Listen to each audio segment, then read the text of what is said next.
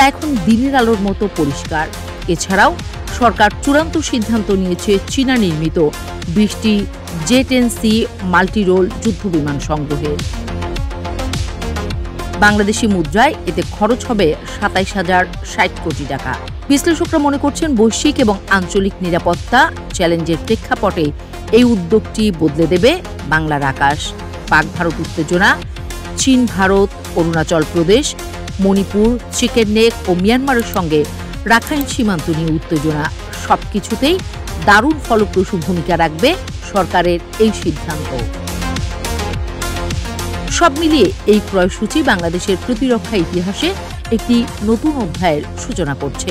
একটি অধ্যায় যেখানে আকাশসীমার নিরাপত্তা, প্রযুক্তিগত সক্ষমতা ও সার্বভৌমত্ব রক্ষাই প্রথম অগ্রাধিকার। আর JF-17 থেকে শুরু করে J-10C এর মতো দুর্ধর্ষ বিমানগুলো আসায় বাংলার আকাশ গর্জন করবে বাঘের মতোই।